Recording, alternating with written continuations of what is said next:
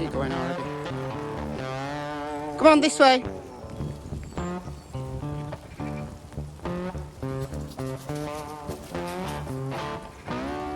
Tilly. Tilly. Go. Good morning, everyone. My name is Michelle. I hope you're doing well. Welcome to another video. It is Saturday morning. It is overcast, trying to rain. You didn't see me yesterday in these woods or in the fields. I got up late and decided to change my plans for the day. So I did a live stream. If you haven't seen it, it's well worth a watch, even if I say so myself. I had some fantastic questions and some of them have really left me thinking. So if you've got a mind to, it is worth 2.5 hours of your time. So what I want to talk about today is the Summer Wells case and just elaborating a little bit on some of the answers that I gave in the live stream. I was asked, do you think that Summer actually disappeared on the 15th? Earlier on in the case, I toyed with the idea that she hadn't, that perhaps the entire day, the 15th of June, was a setup, collecting alibis, if you will, by being on surveillance, by Don taking the Subaru, which, his good friend, his good friend Starlink, his buddy Starlink, would be his alibi, in addition to the other 7 that he's allegedly got.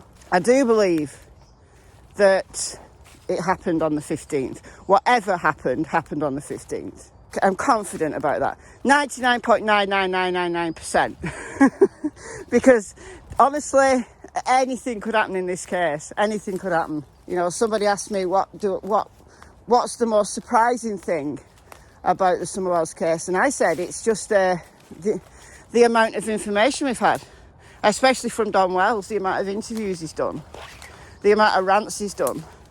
We've got a real insight into how Summer and her brothers lived. We don't get that in any other case, right? We do get some family members speaking out in Facebook groups. For example, Serenity McKinney, the 4-year-old who's missing out of Kentucky.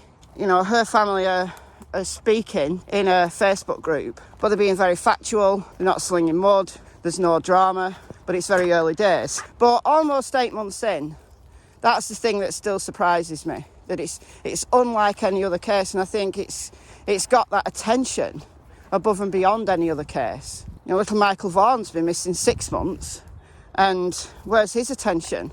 Where's his parents' appearance on Dr. Phil? Do you know what I mean? It's frustrating, but this controversy has been good for Summer, ultimately. It's got her name out there, and it's kept her name out there and her face out there. I do think it happened on the 15th, and this is why. The TBI have consistently said she was last seen outside of her home on June 15th in the early afternoon. I'm going to juxtapose that with what the police have said in the recent Cody Bigsby disappearance from Virginia. I think it's an interesting comparison to make. So I'm going to play a couple of clips, just very short clips. One from Leslie from the TBI, and then one from the sergeant who's on Cody's case. She was last seen outside of her home in the 100 block of Ben Hill Road, which is located in the Beach Creek community of Hawkins County. A family member reported her missing to the Hawkins County Sheriff's Office at approximately 6:30 Tuesday evening. We're still seeking information on Cody's last known whereabouts. We're also seeking information on his father's whereabouts. Any information that you have could potentially be of value. We're seeking information specifically regarding where he goes, where he shops, who he's with, and what he does.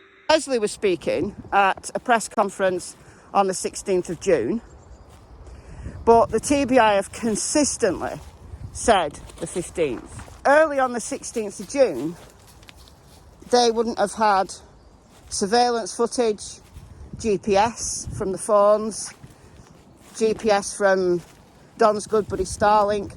All of those things they would not have had. It would have been weeks before those things came in. But 8 months down the line, I am confident that they've got everything they need in terms of what they've asked for digitally. You know, they have to subpoena social media companies to get records and things like that. That takes a while. It takes a while for phone records to be analysed, for, you know, phones pinging off certain towers to be analysed. So it's a whole lot of information, not just to get back, but to actually analyse and make sense out of it. I'd love to see it. I would love to see it. You know, we only know a small fraction of what the TBI and the FBI knows. A tiny fraction. That's all we know. I've hemmed myself in. I cannot go further. Turn back. So, yeah, once they got all of that digital evidence back, if it came to light that Candice wasn't where she said she was, Summer wasn't seen on any surveillance, you know, just hearsay, but cracking cases went into the smoke shop, and the person behind the counter said that the manager had actually seen Summer on the 15th. She'd actually gone in with Candice. Like, the smoke shop, I think, was one of the first places they went. So if Summer was sighted on surveillance on the 15th and the GPS and stuff checks out, then there's no big red flags. Also remember that law enforcement can check when the swimming hole video was taken. We only know when it was posted. We don't have the metadata for that. It was posted at 12:21 p.m. on the 15th, but the TBI will have the metadata. They'll have when that photo was taken, or that video, sorry, when that video was taken. If none of that checked out, the TBI would have changed their story. I'm quite confident they would have changed their story. They would have said something along the lines, I believe, that the Hampton police have said in relation to Cody Bigsby. Because in Cody's case, they don't believe Corey, Cody's dad, is telling the truth about the timeline. So they want information about Corey's whereabouts, where he shops, who he talks to, all of that stuff. And some neighbours have said that they've never seen children at that address. There's question marks about the custody of Cody and his siblings and why his mother's not involved.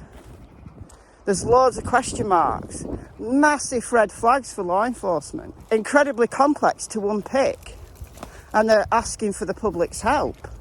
So early on in the case, asking for the public's help like that speaks absolute volumes. Whereas that has not happened in Summer's case.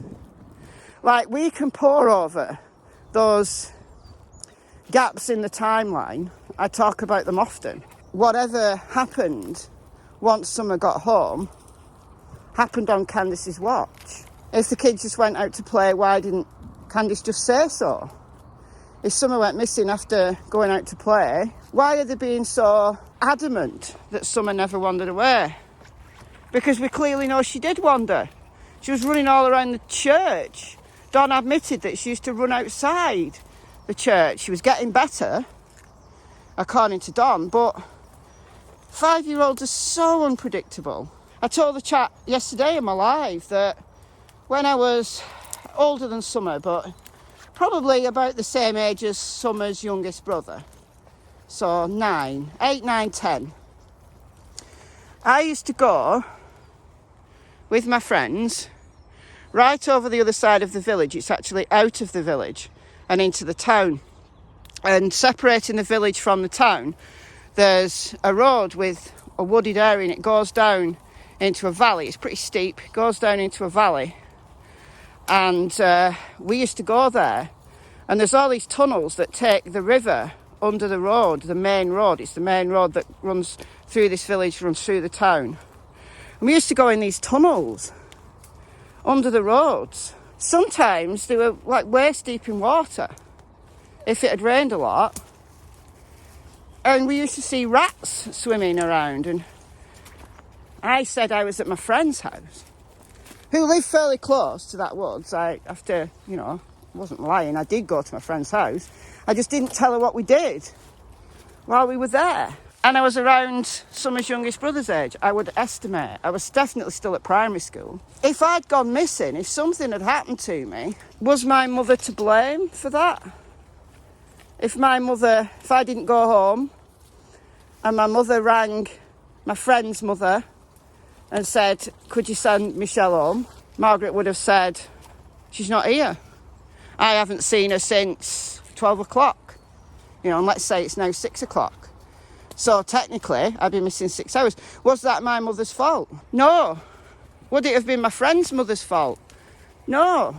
Because there's nothing wrong with children going out to play. And children do naughty things, do unexpected things. I've been thinking about this overnight, and I'm going to extend that answer a little bit and just move on a little bit and say, look, law enforcement put a case together, right, based on Summer's disappearance on the 15th. They put a case together against a certain person or persons. That could be the parents, it could be someone else. If there's no body, there's no proof of life and there's no proof of death. So that case is based on, some digital evidence, but it's largely circumstantial. It's circumstantial evidence, unless they've got things like DNA profiles and stuff like that we're not aware of. Right? I don't know where they've got a DNA profile from. Maybe the house, I don't know. I find it difficult to believe they have, but they could have. They could be honing in on their prime suspect. Might be somebody we've never heard of. You don't know. You just don't know. Or it could be the parents that they're building a case against. It could well be. Let's just imagine the scenario that they arrest Don and Candice for the disappearance of Summer. What are you doing? What are you doing? Why? Weird. So what if they arrest them, charge them with whatever they suspect has happened, and they plead not guilty, and this goes to trial? But we'd be in the same situation as the prosecution is in with Barry Morphew, right? His wife Suzanne went missing on Mother's Day 2020, was it? Was it 2020? I think it was, it would have been 2020. But it took them a year for him to get arrested because they had to put a circumstantial case together. But with an adult, it's easier to say, look, there's been no activity from this person at all. This person has just gone completely off the radar. But with a child, it's harder to establish that because they don't have a phone, they don't have a bank account. So the case has to be watertight. With Barry's case, we've got a detailed arrest affidavit to work from, and they do have a whole bunch of evidence that they've put together into a story as to what might have happened to Suzanne and Barry's movements and just the lengths Barry went to, all of these trash cans he went to. And, they've got data from his vehicle. It even tells you when he opened the door, closed the door, and how long the door was open for. And, really interesting. Imagine something like that happened in Summer's case. Imagine that they've put this case together and it goes to trial. We've had Jodie Sue, who's told us about the scream, has told us about when she heard them shouting for Summer, when she heard Candice, when she saw Candice coming off the hill, speaking to Don on the phone. And that timeline, based on what was said in the dispatch call, sounds about right, just after 6. Because the dispatch call at around 6:30 said Summer had been missing 10 minutes. That fits. Interrupt 110, 110, Bin Hill Road off of Beach Creek. Should be the first residence on your right. Reference to a missing 4-year-old. The parents have called in and advised that the mother had went for a walk, came home, now they can't find her. They've been yelling for her. She's been gone for about 10 minutes now. There's things that law enforcement will know from the neighbours that we don't know. Can you imagine putting Fred Hill on the stand as a witness? Because he said, oh, I saw Andy, Jodie Sue's then partner, between 3 and 3:30 on Ben Hill Road. Well, did he? Or is he lying? The law will know whether Andy could possibly have been there or not. But there's a whole host of things that Fred said which are clearly not true. Clearly not true. So would he be a reliable witness? Imagine the defence cross-examining Fred Hill. You know, I was on a jury for a murder trial in February into March 2020. It finished like 2 weeks before the nation went into a complete lockdown for COVID. There was about 20 witnesses around and about the area who could possibly have seen something. Didn't call all 20, but all of the witnesses he called, apart from one who was completely independent, she and her friend just happened to be walking by, and she gave really good testimony, but she didn't actually see the murder itself. She saw what happened immediately before. Every other witness was so unreliable. They were closely connected with the case. They were either related to the defendants. Their credibility was bashed by the defence for the amount of alcohol they consumed, their lifestyle. It was all brought, you know, these people were made to sound really, really uncredible. And there was CCTV footage, but the CCTV footage of the murder itself, of the beating that the man received, and he was actually dead on scene, was so grainy it was really hard to make out. But when we went to deliberate, we were given all of the video files to look through, and you can't zoom in, you have to look at the original footage, and you could just about make out what they were doing to this guy. You could just about make it out. But if the prosecution hadn't have put a really good story together, would we have looked that closely at that very, very grainy footage? So what I'm saying is, even if there's tons of witnesses, even if there's surveillance, a defence can tear it down, Now, the two guys, it was a father and son, who were on trial for murder, we did find them guilty, but things could have been so different in that case. But imagine a case where there's no body and every witness can be deemed not credible by the defence for whatever reason. We've got to bear those things in mind. We've got to be patient. Oi, this way. Oh, it's really starting raining now. Right, I'm going home. Let me know what you think in the comments below. I've been Michelle. I hope you're well. I'll see you in the next video. It's goodbye from Miss Tillington and Miss Cassie Springer. Bye, guys.